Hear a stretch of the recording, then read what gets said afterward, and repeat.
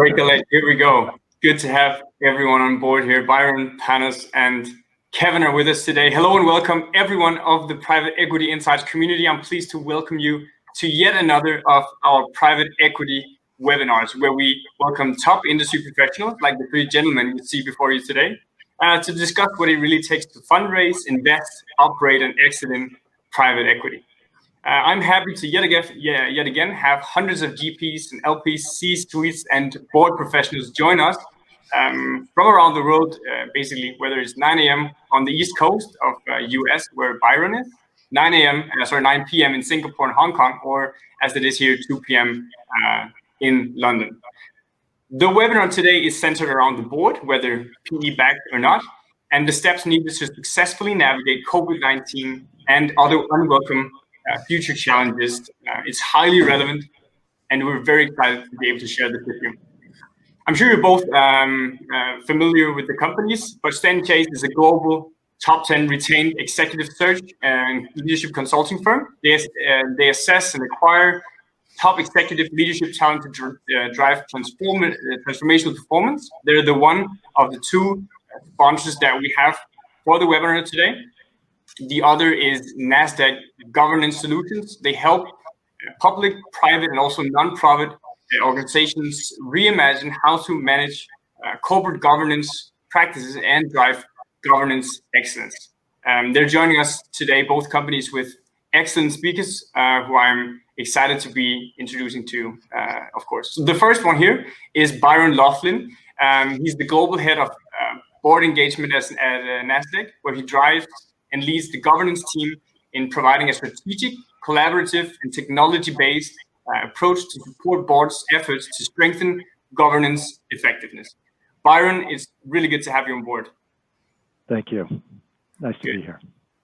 Good to hear. He is joined by Panos Manolopoulos, the managing partner of the Stanton Chase Dubai office and one of the main shareholders in Stanton Chase as well. He's been a member of the firm since 2003. Panos, really good to have you on board as well. Good to have you, and global leader of board services as well. There we go, really good.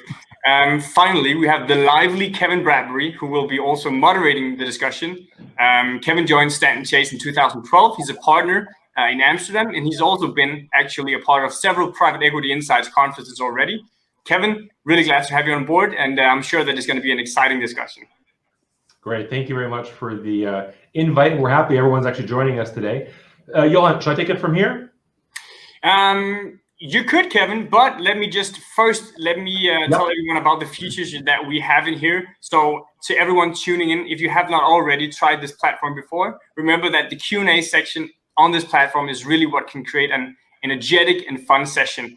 Be sure to ask any questions that you might have to these three gentlemen, whether it's around board strategy or diversity or technology or some of the other topics that we'll touch upon today. You can also go to the Q&A tab and upvote other questions. If you're having trouble coming up with your own, this is a good way to do it. So already now you can go ahead and type in your questions, and either Kevin and I will make sure to pick up later. During the webinar, we'll launch 3 different polls, which Kevin Bradbury will guide you through. This also comes along the handout section, in which you can already now find the NASDAQ and Stanton Chase board survey report, which results are also central to the discussions today. Without further ado, Kevin, this is your time. Please go ahead and introduce the content of today. Great, thank you very much, Johan. We actually began our partnership with PE Insights a couple of years ago. And last year, we've, of course, during a very difficult time, began with a few conferences, as Johan just mentioned, and we've actually grown the relationship into what we see today, which is our digital platform and offering to our audience. I invited Panos and Byron to discuss the new white paper on the subject surrounding it, again, regarding board preparedness, board engagement through crises, current and future. What I like about the current setup that we have is it actually does have the way for you to interact with us during the discussion. I know in this case, unfortunately, it won't be by voice, but I'll be happy to read your questions and get Byron or Panos to answer them. And if not, maybe I'll also be able to answer it as well. Yeah. So how boards must navigate this and future crises is our general subject today. Are you going to advance them for me, Johan? Let's go for it. Great. First section, strategy and oversight. Strategy and oversight is just, well, obviously just that. We divided in 3 sections today. We've actually made them much more, I'd say broad, at the same time focused, in the sense that there are specific topics we want to cover from the white paper and also from the body of knowledge that Panos and Byron have built over time to contribute to the white paper.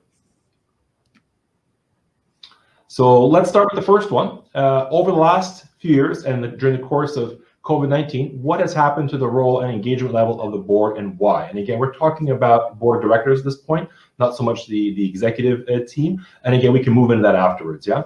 Byron, do you want to start with that? Sure. One of the things I've seen is, and for those attending, primarily where I spend my time with board members is around the board evaluation environment and then follow-up advisory. And where we're seeing boards change the most at present is around engaging with management. One, interestingly enough, is to help management feel supported. You know, one of the things that's come out of COVID is this is a very human dilemma. It's not a technology dilemma. It's existential to us in many ways, in the sense that we don't know where it ends. But one of the things I've seen is that level of engagement between board members and the CEO and the management team to support. One, traditionally the board's role has been one of oversight and monitoring of the strategy. Today there's a little more engagement. I think it's relatively temporary. It's not as though COVID is changing that dramatically, except that the management team is often focused on a strategy to survive, where the board continues to help think about also the future strategy with them and that strategy to thrive. And that's, so it's a delicate balance at the moment, but it's a very human one. And it's one in which I feel like it has engendered this feeling of being in it together in a different way than as if it was an individual sector that was struggling, because it's not sector specific. It's across all sectors. Some happen to be doing quite well at present. You know, if you look at the NASDAQ 100, you know, in a sense, people go, wow, I can't believe that the 100's been fluctuating around 12,000 for the last several months. But it's one for us to throw out and talk about, and even get some questions from our audience, because it's an unusual challenge for us, and it's posed some additional areas of discussion for boards and management. Panos, any thoughts? Well, first of all, I would like to thank PE Insights for giving us the opportunity to have the discussion. I would like to thank you also, Kevin, for organizing this talk, and also our partners, NASDAQ, in which we have collaborated a lot in order to bring about this white paper. And I must tell you also that it has been a very insightful and a very interesting journey, because I had the chance to, in the post-survey period, to talk to a number of boards out of these 250 boards that we have interviewed, and to take also their insights and their opinion. And I must agree with Byron that we are witnessing a kind of, I would call it, transformation or evolution of boards. And as Byron said, and I will use his word, they are a little bit more engaging. I would say that we have to see a little bit, you know, overall the identity of the boards over the years historically, and that never changes. Boards are there for defining and ensuring the continuity and the strategy of the organizations. So they act as a compass, let's say, as a lighthouse of the organization, and they have all the fiduciary responsibility. They are looking after the management performance, the governance, the compliance, and the shareholder management. And actually, sometimes they are acting as a liaison between the CEO and the shareholders. Now, with all these changes that are happening over the past years, and especially during the COVID, with the age of disruption, with new technologies, with all these geopolitical and financial situation, yes, we are witnessing an evolutionary role of the boards. Right now, they are more operational, the boards. They are more hands-on.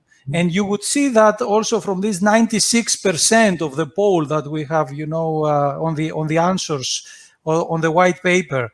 And the gap also between these CEOs and the shareholder is smaller. So now the boards are dealing with issues of risk management, digital security. We'll discuss that a little bit later, with organizational health index, with talent management, with investments, with mergers and acquisitions, with succession planning, with organizational culture, and you name it. And I would say in a nutshell that the agenda is evolved. And there are, I would say it in a different word, a lot more detail-oriented boards right now. I will just give you an example from our work. You know that we are in executive search. We are doing a number of non-executive director roles. Before, most of the boards were dealing, when we were doing a search, only with a chosen candidate. There is a trend lately, right now, that I see that the boards are interested in getting involved in the, I would call it in our world, you know that, Kevin, in the short list, and sometimes even in the long list of the candidates. And that tells me something. And that actually verifies what Byron said, and I'm finishing with that the boards now are more engaging, and they are supporting, let's say, more the organization. So that's my general comment on your question. Maybe we can dive in a little bit more in a moment. We want to do a poll, actually, and then we can go through the poll in a moment. Is that the right order, Johan? Let's go for it. Great, fantastic. So we're going to start the poll. How did your board react to the crisis? Again, these are similar questions to what we asked in our white paper that Byron and Panos authored. But again, we want to see what the audience's view is on these subjects, and then we'll compare the trends in the market versus the audience reaction, yeah? So how did your board react to the crisis? Proactively managed the company's response to the crisis, actively oversaw the company's response to the crisis, responded to requests from management for decisions and actions, no active role in managing or overseeing crisis response, or don't know, no opinion. Is that up on the screen, Johan? Yes, it is. You can keep on and then catch up towards the end of this this one. Go ahead. Okay, because I'm trying to click it, but I can't, so, okay. So we'll keep it up for a few seconds. I encourage everyone, if possible, if you know, to check off the most appropriate, most relevant answer. I think in our case, I'll go likely for the first, because we have a very proactive board. Stanton Chase board is comprised all of partners, so our organization is actually partner-led, partner-run, and partner-managed overall. So yeah. Let me know when it's ready, Johan. Yes. So Kevin, if you look at the closed polls, we see that actually it imitates very much what the report showed, and a whopping 43% chose the first one. Yeah. I think what's interesting about that, depending on the type of organization, type of board, we have a two-tiered board system here in Netherlands, depending on the organization, if it's listed or not. And what's interesting about that is that there are more active boards out there than, let's say, a traditional board. If I look at the extent, let's say, I'll put this question up to our friends in the audience. To what extent do you believe a board should be involved beyond approving strategy? So again, Byron's indicated, strategy, oversight, all the general functions of a board, and the set of leaders or individuals who are on that board should approve a strategy, and how much further should they reach into the organization, if at all? And I'm talking about -1, -2, and so on. So should they go through the CEO to talk to a VP, or should they have a straight line communication, of course, with the CEO involved, with individuals in the top tier of the organization? Perhaps that's something we can bring up. Joseph, my colleague, has indicated he's there, and I'd be happy to hear his view. I think in our case, the organizations that we're dealing with tend to have, again, mine are mostly private equity investors. Some are listed companies and so on. But investors tend to be very, very, very active in the hiring process, and active in decision making, and active in operational elements. In some cases, as board members of each one of their portfolio companies. So from my point of view, I think they're really quite active. Any view from the audience or from our any additional ideas from our panelists? Well, one quick thought I have is that that I observe is sometimes there is not full understanding by investors about the importance of the board's longevity role. And what I mean by that, in a sense, the board lasts indefinitely. CEOs tend to turn over. So I would be examining the ability of a board to select the right CEO as much as I would the actual present CEO. Now, of course, the present CEO and their performance and the team they brought together is paramount at a given day. Yeah. But in a sense, over the long term of a company, that organic mixture of people like yourselves, like Stanton Chase, with the management team, with the board, should build long-term shareholder or long-term investor value through how well they get along in this wrestling with both future and emergency succession planning. Okay. We have a question from Jim. Jim, I'm going to not mispronounce your last name, so forgive me for that. Has the survey and research indicated that boards and management teams are more aware of the speed of which risk events will occur? The need for speed, as in velocity of risk, is much more ferocious than previously understood. This sounds to me as though it's related to how quickly this happened. I think this was about a 4 to 6 week period at the beginning of the year. It went from being a news item somewhere on CNN or any other news outlet to being the nonstop ticker at the bottom of the screen. And how do these risk events, how quickly they become material versus immaterial in their earlier sense? Anybody want to take a quick stab at this before we go to the next question? Just to answer, I mean, in a different way, in the sense that what Jim indicates here that has to do with risks is answered in one of the white paper's parts, in which it addresses the risk management and the fact that, you know, the organizations and the boards are putting the risk management at the top of the agenda might indicate that at least they're anticipating that, you know, the speed of those unanticipated, unprecedented events will increase in the future. So I guess that the white paper answers this indirectly. Okay, good. The next point was, how should the board, one second there. How should the board address risk management oversight? I think we are covering elements of that here. Do you want to take a stab at this one, maybe Byron? Sure. Just a quick, I think a part of risk management and that question from Jim go together. Yeah. It's as if Usain Bolt just crossed the finish line and he's got his arms outstretched and we're looking going, that was amazing. I mean, he blew everyone off in the Olympics when he did that. And I feel like COVID has done that to management teams and boards, in the sense that that visual of the need for speed has highlighted risk oversight and emergency succession in a new way, in that all aspects of the board's engagement and their responsibility has accelerated. They do need to speed up. One of the practical ways of doing that is tabletop and risk management exercises. Working with boards over the last 4 or 5 years, there are some that did that very well. Many just kind of assumed business as normal and didn't foresee a crisis like this. I've gone back and looked at boards that assumed someday a crisis was going to occur. Now, many times it was a sector crisis. Those boards are performing, or seem to be performing, very well in their industry sector, because they had done these sorts of tabletop or almost war game-like exercises to examine the possibilities of events like COVID-19. The third point, which is emergency. Panos, do you want to jump in on that at all?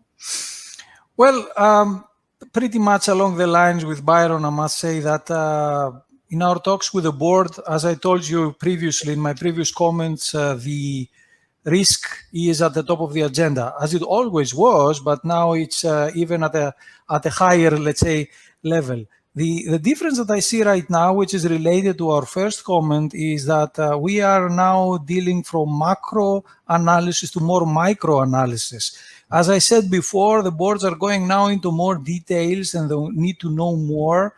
And before, the discussions were based on the so-called collective wisdom. You know, people were just gathering in the board and were discussing theoretically about risks. But now they want to go into details, and with a collective intelligence, let's say, they should collaborate intellectually in order, to see how they will deal with complex situations in the future. Now, I had recently a discussion with a big family conglomerate here that is in real estate and in healthcare and in many other businesses, as most of these Middle East family conglomerates are. And this organization used to have for the past 40 years only family members as board members. Now, it's the first time in which they have decided to add a non-executive director as a member of the board outside of the family.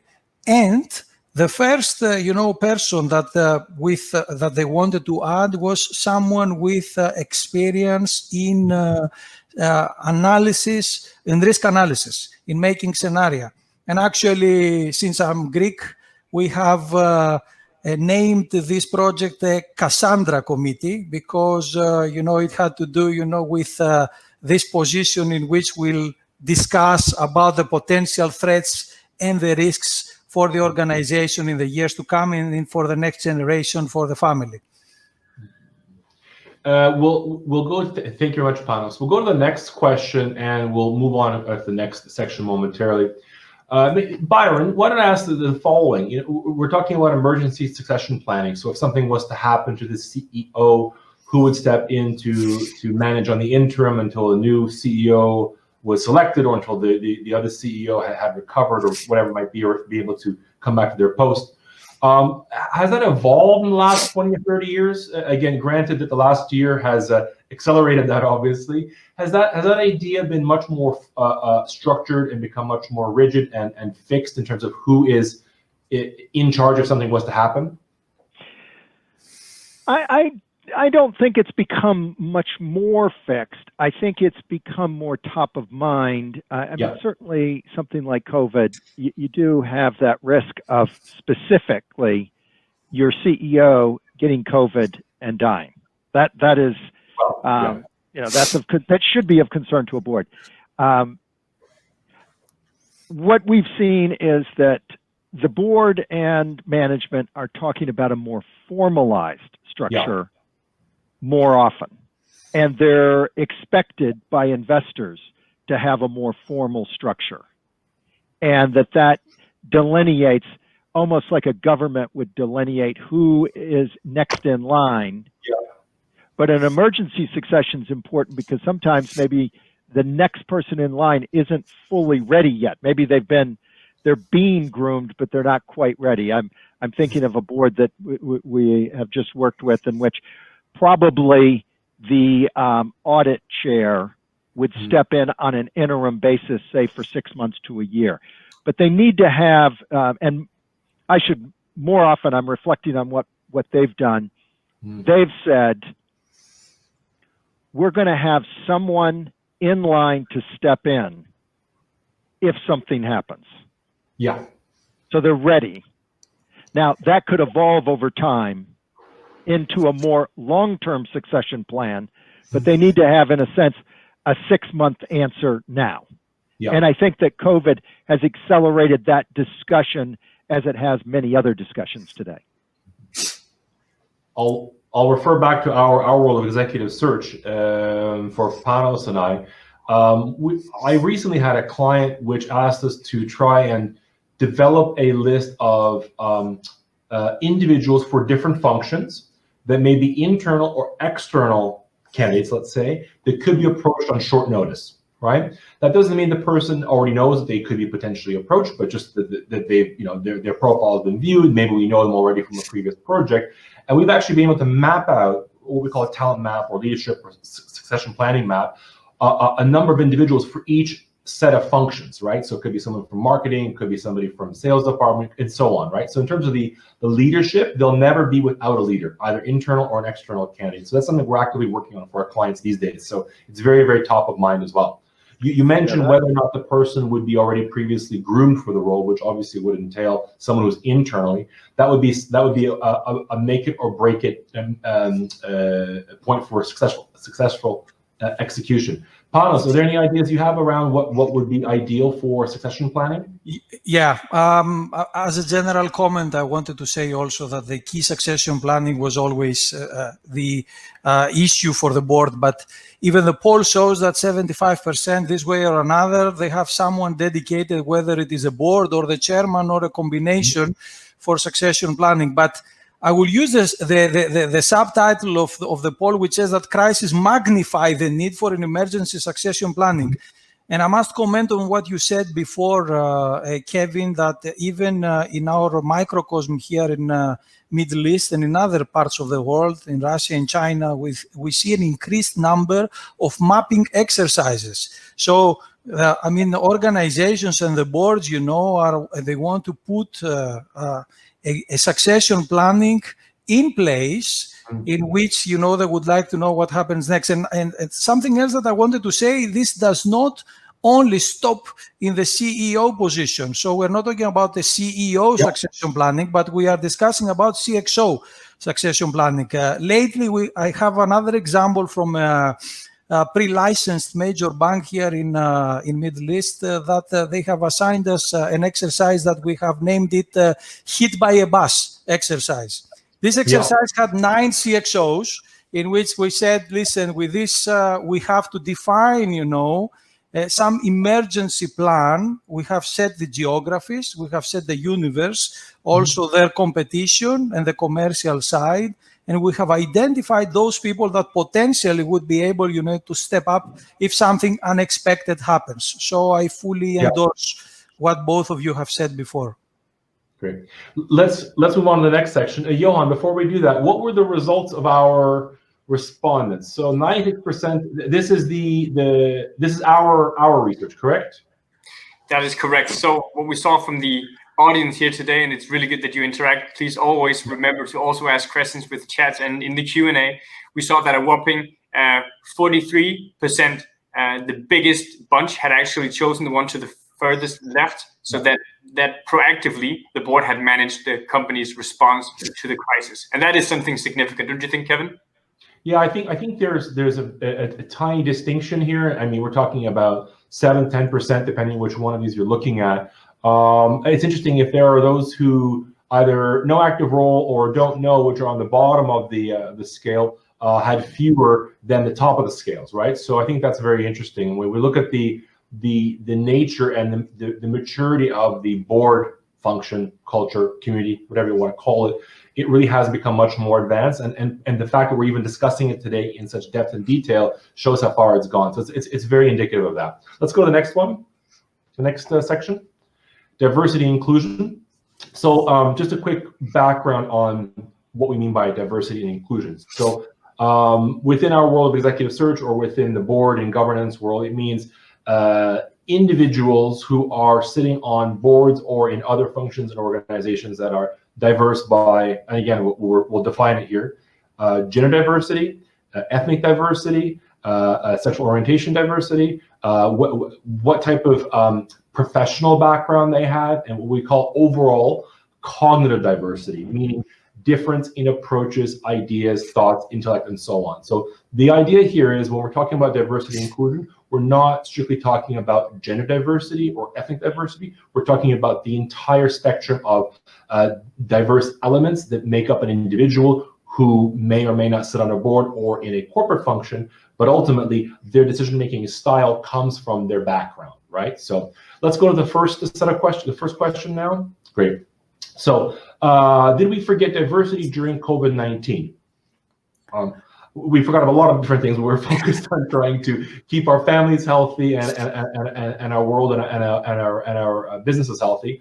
Panos, let's start with you this time. Did we forget diversity during COVID-19? The direct answer is no. We did not forget diversity, because diversity is, as you said, a growing trend. Actually, it's a necessity, not a trend. And if you have seen in our audience, the poll, we are talking about 86% of the respondents are having one or more diverse members in the board. Now, of course, I must say that the level of diversity varies according to a number of things. One is the type of the organization, because there are very different organizations around the world, and also the part of the world, the geography, also defines a lot, in the background culture, the diversity level. Now, the truth is that all this crisis, and especially the COVID-19, has put a lot of challenges on the board mix in general.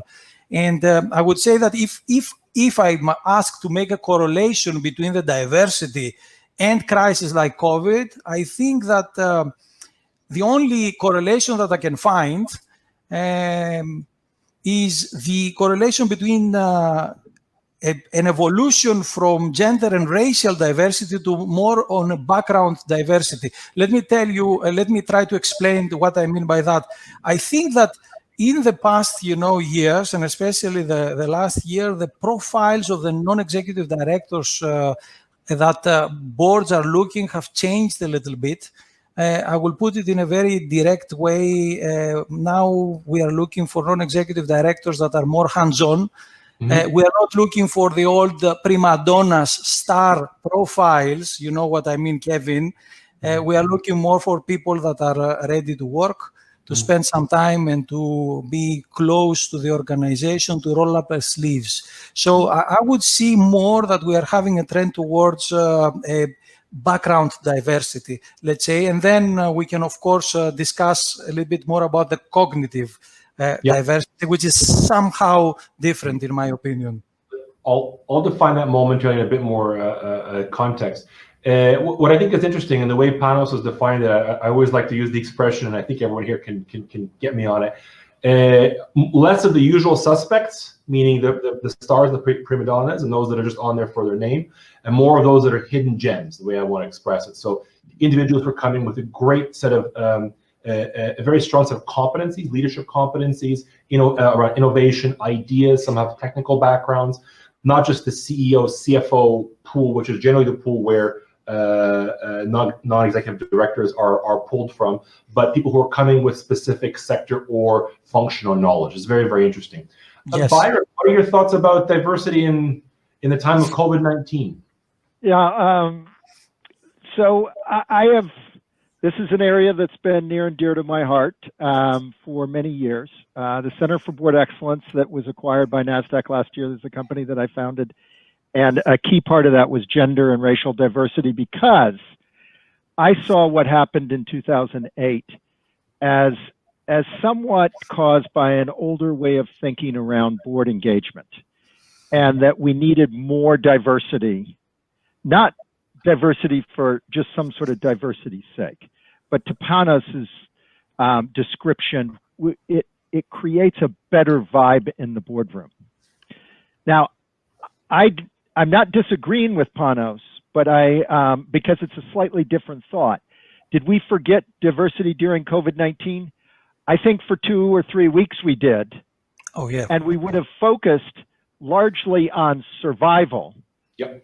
But then at a remarkable intersection of events, the George Floyd situation occurred, and then other subsequent, Breonna Taylor and so on, that has caused all of the world to look at this intersection of COVID and diversity holistically. And what Panos was saying, I think, is the important point, is really learning how to develop understanding around how boards and management teams work together more effectively for a broadened stakeholder base, that we're growing capitalism, so more people are engaged.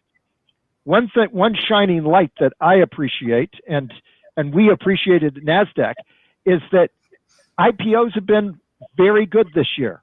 Mm-hmm. Anyone listening to this, I would hope, would be happy about that, because the more IPOs means the more board members, means the more workers, means the more opportunity to serve those companies.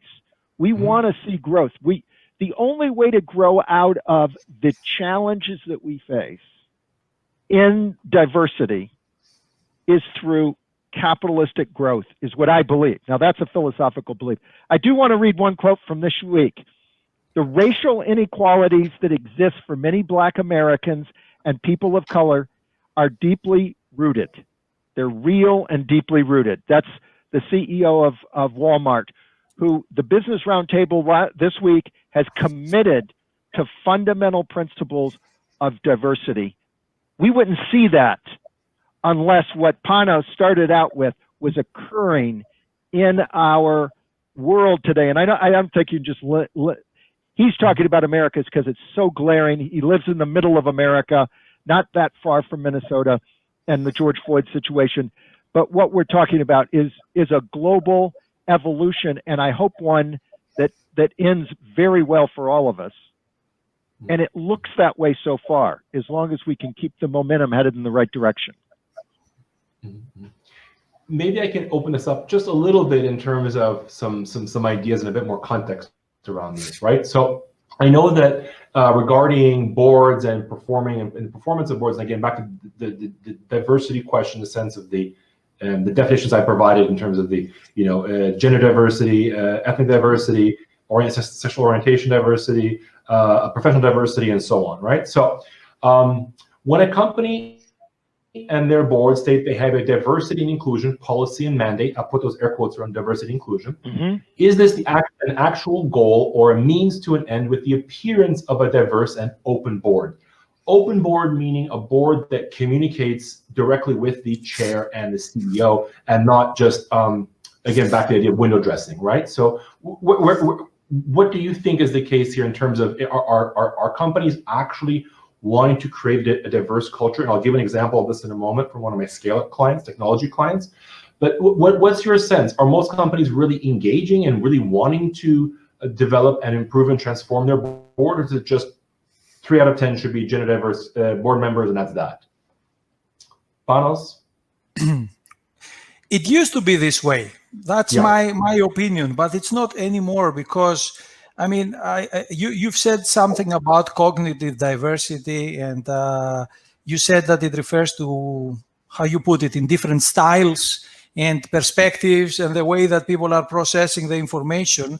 I'm seeing, how the new generations, I'm a baby boomer, and I assume that Byron is also, but we have generation X, Y, and now Alpha or whatever. I see the new generations, how they think. And they think outside of the box. So they are bringing fresh ideas.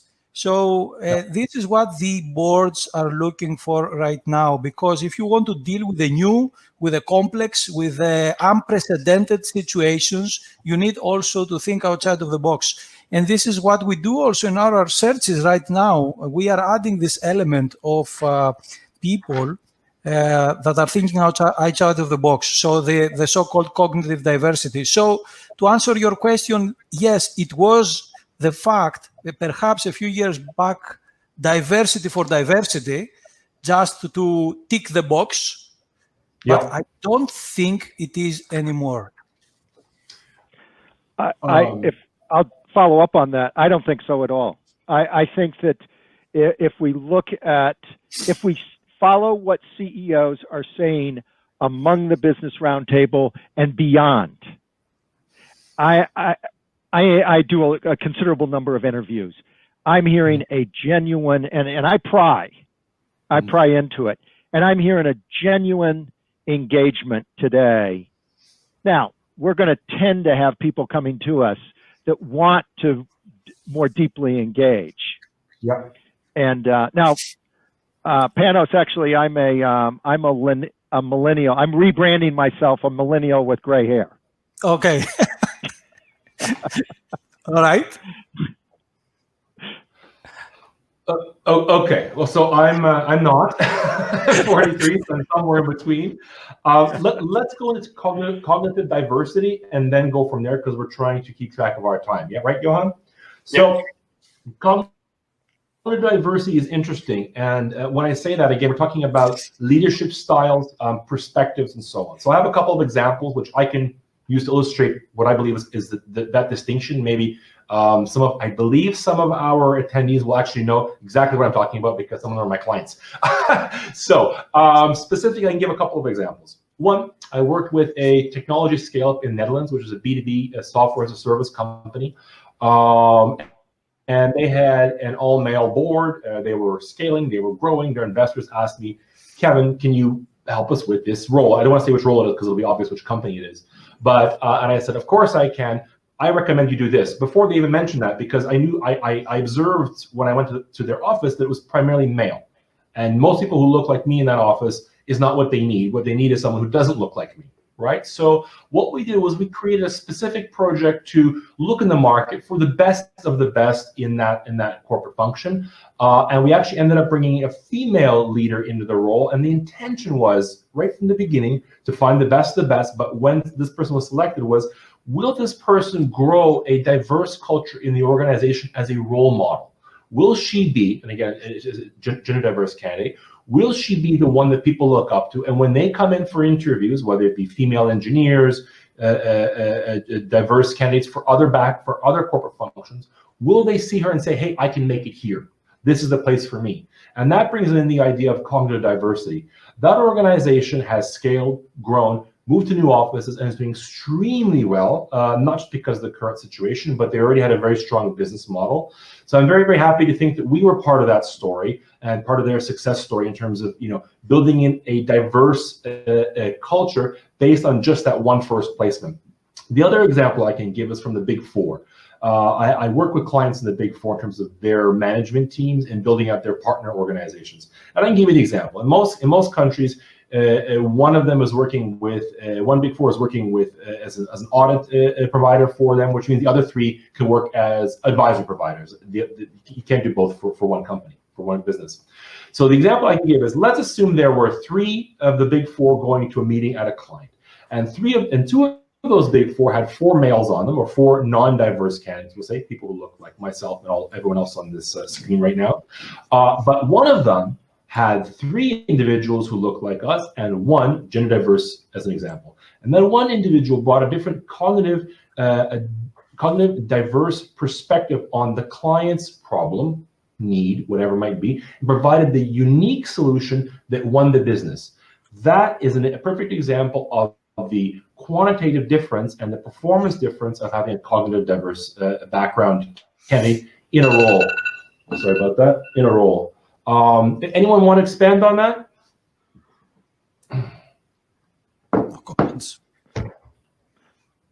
Well, I will offer that it's difficult. My observation has been that it's difficult to achieve cognitive diversity in a group.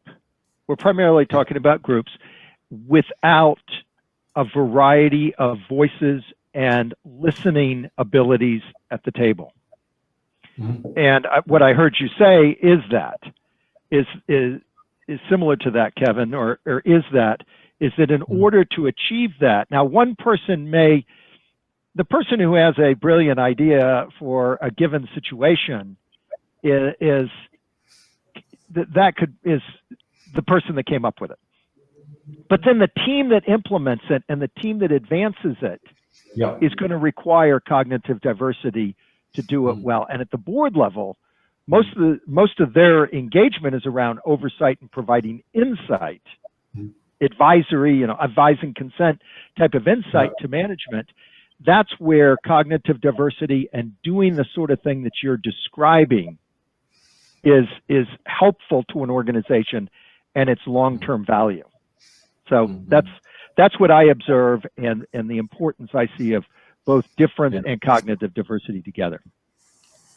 One thing that might be interesting, I believe it's interesting to the attendees today, is the type of psychometric testing that's out there that's applied to board members and individuals in organizations can also use the same data to develop a map of where the person lands in terms of their leadership style. So leadership style of organization is all results-based and less something else. It ends up being that they're skewed to a specific culture and organization. I can think of a few which got into some trouble the last few years through this type of as Matthias has just mentioned, a homogenous culture, which may be male-dominated, it may be very aggressive, or maybe the opposite. It really just depends. So I think, if anything, the cognitive diversity of an organization is really where the value is. The question was actually around risk management, but we've gone in a little further than that. Panos, any ideas around the cognitive diversity aspect? I see there is a question from Matthias that doesn't cognitive diversity have more to do with education, experience, and attitude than with belonging to an age group? In this respect, boards are still far too homogeneous today. Well, sort of. I think that, as you said correctly, I mean, cognitive diversity refers more to the way that you see things, to different styles, perspectives, you know, how you process information. That's why I use the example of age groups. It's not evident. It is more evident in certain age groups, but it doesn't exclude any age group of having, let's say, a cognitive diversity background. So, as I said, you know, cognitive diversity refers to those that are thinking outside of the box. They are bringing fresh ideas, and they can add a lot more value nowadays to the complex challenges that the boards are facing. We went right into the subjects and actually missed the poll. Let's run another poll for the diversity section, then move on, okay? And we have a couple questions as well. What's the diversity of your board? High level of diversity by all standards, 2 or more diverse members, 1 diverse member, no diversity, don't know, or no opinion. Well, they're coming in now. We'll give it a couple more seconds. And then we'll do a comparison, Johan? Yes, good idea.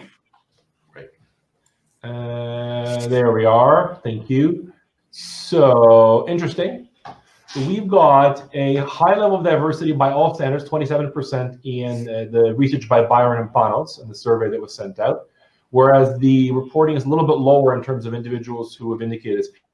This may be a large margin only because people are defining it maybe in different ways. That's possible. So I do know that in the Netherlands, we've got a very, very strong mandate, let's say, to bring on diverse, and in many cases, gender diverse candidates are the ones that are selected for board roles, right? So there's a whole group of individuals who may have 1 or more board roles because of their experience and their profile in society as well. But again, becoming more diverse, and in many cases gender diverse board is a very, very strong initiative and mandate in the Netherlands. As an example. Okay. Next, hey, Kevin, I think you're going to see in the States, you're going to see a major change over the next 2 years in racial diversity on boards of directors.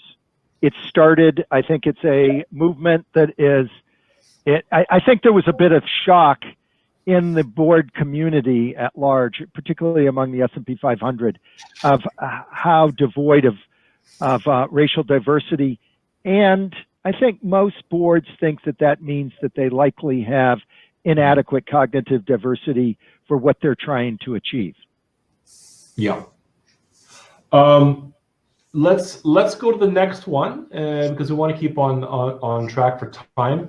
Technology innovation, I find particularly very interesting. I'm a technology search professional for the last 15 years. Although I have an interest in investor-backed businesses, my clients also include listed companies as well as partnerships and again, investors who back up other organizations.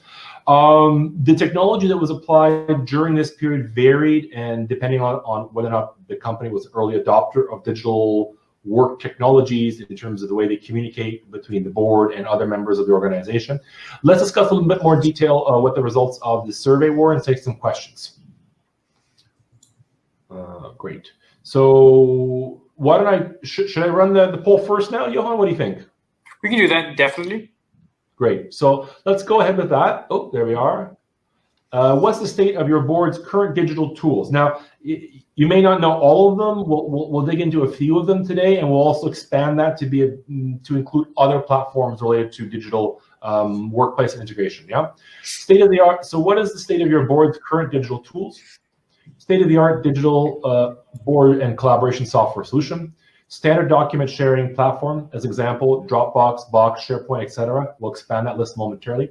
Our board does not use digital tools other than standard email or calendar. We are looking for a digital solution. We don't know and have no opinion. So I'll just pick what I know to be the case for us. Great. If I can ask all the attendees to please answer, and then we can add it in. Great. What do you think, Johan? It's fine? Yeah, sure. Great, fantastic, thank you. So what is the role of the board's digital solution, a key lever or support? Again, assuming that your organization has these types of tools, we'd be curious to hear, if you have any questions or any suggestions in the Q&A. Byron, what's the role of a digital platform in board communication? Well, COVID-19 has almost certainly answered that question. When people can't get together, they can't deliver paper easily. I mean, FedExing out, I can't even imagine today FedExing out board materials and then changes along the way. So unequivocally, boards are moving to digital tools. Ours is Boardvantage. It allows for, the great thing about these kinds of digital tools, unlimited and multi-layered security and access security for different files. Yeah. So it has that embedded within. So you can have directors want now to be able to go to key documents within their portal, see those documents, and know that if they make a markup on that document, that it can be seen by others or not, but not. Directors like to discuss and utilize markups between one another. So these kinds of tools particularly have become important, being able to communicate in a safe and secure environment. And then also having a dashboard. One of the key things I find that you want as a director is a one-stop place to go, get a dashboard view of when board materials are coming, what's your expectations on the next meeting, what's the agenda, what's the questions, because some of the board members are using 1, 2, 3. They're on 1, 2, 3 boards, so they want to be able to click and move between. And I'll draw in an answer to Valeria's Cox's question on this. One thing I see is that women on boards are highly proficient with their digital tools, and not limiting there at all. They're just engaging more rapidly. They see the efficiency of it. And today, I think that in many boardrooms has created a more organized, efficient environment. And any place we can save time in a logistical area, that means more time to discuss and to engage around more strategic items. So I think that's the importance. I think it's that's one that if a board member's sitting and listening to this, I think it's an area in which we're not going back. It's going to continue to progress forward, and the expectation is going to be better and more efficient tools on an ongoing basis around digital. We're running a little bit low on time, so Panos, if you could maybe give us an idea in terms of your view on digital tools, and then take it from there. I don't have much to add. I only have to say in general that this type of crisis and COVID-19 suggested that the boards should be more prepared, more informed, and more connected. And I must say that my experience with some boards is that in some situations, with all respect, sometimes they were so not well prepared not doing their homework, and they were called to take important decisions in very limited time. So we are in a situation right now that the boards have to become faster, leaner, more efficient, and most importantly, more economical. Because I live in Middle East, and I can tell you, the cost of a 2 days board here sometimes skyrockets the budget, bringing people from all over the world. So I think that COVID-19 accelerated this need for digitalization of boards, and it brought it up at the top of the of necessity of the agenda. I think one interesting aspect is the interviewing and selection of executive level candidates by the boards. The board, again, we're talking about being more engaged and being more involved in the selection and then the appointment of an executive. They're not doing it by video, so they're not really able to do the more traditional, old school, let's say, gut feel interview type techniques in one-on-one. They might do with the final selected candidate at the last moment. They're now doing it by video, so maybe we have a bit more practice at it, but I think board members are getting more comfortable with it on a day-by-day basis. But I think it does certainly impact the decision-making process. Perhaps they can meet more people, or they can do it more quickly. But I think that there's an element of it that has some growing pains. That's definitely one area that I've seen the change as well. Yeah. So yeah. We are a few minutes from the end of the webinar, though I really like to open this up for some additional questions. There are a number of, was there the, go back to the slide? We can take the polls, yes. Yeah, correct. So this is actually the results of our survey regarding the implementation of technology for the board.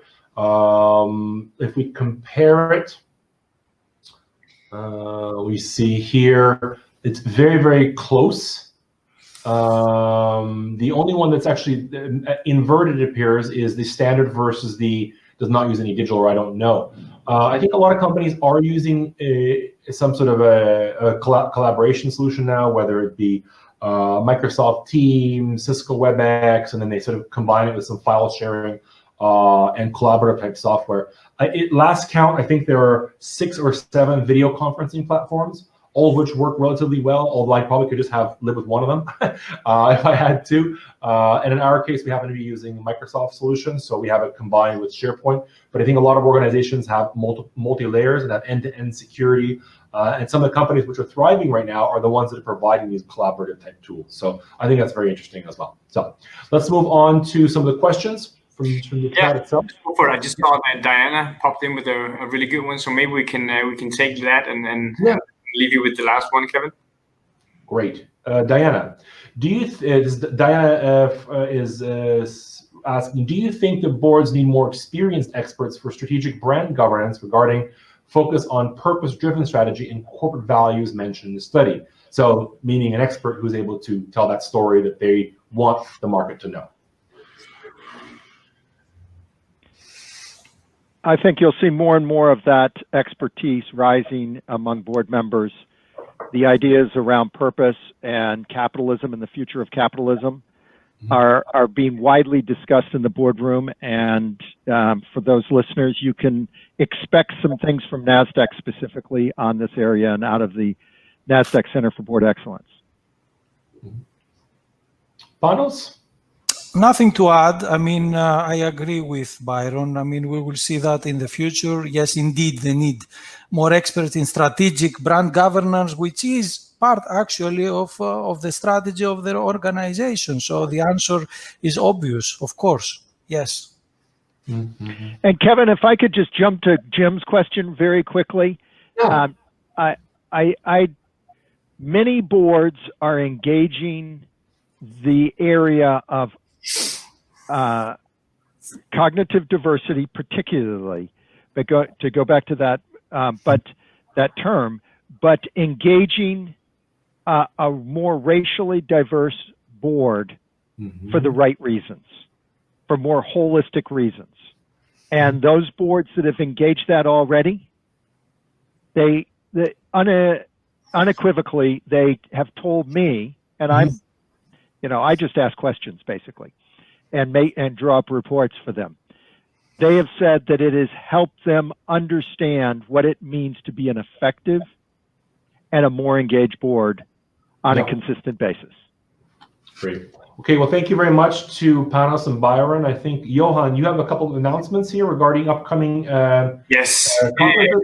I'm very excited, by the way, since I was involved with this during this year. So tell us more. That's really good. So thank you, of course, Kevin, for drawing this through. We have close to a minute now. It was a great discussion, even though I didn't get a chance to join it much. Perhaps it's because I'm not really a baby boomer or whatever you discussed just about the diversity thing there. However, it has been an amazing discussion. I want to thank everyone from the Private Equity Insights community, the world's leading, joining in today. I hope you got a lot from that. I want to also let everyone know that we have just launched our 2021 conferences. What a year 2020 has been. We're looking so much forward to the physical events as well. We've just launched the agenda for the 8th edition Poland and CE Private Equity Conference. Further, you can also meet Kevin and others at the Benelux conference we have in that following month. Thank you, everyone, joining in. I'm very happy that we've been able to plan for a longer time all the events coming up, meaning more attendees, more GPs and LPs for you to meet, and also more leading speakers joining us on stage. Johan, really pleasure Kevin, having you join us. Thank you.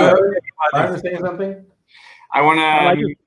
Yes, go ahead, Byron. No, I just wanted to say thank you to PE Insights, and Johan, thank you for an excellent setup. And Panos and Kevin, always great working with you guys in Stanton Chase.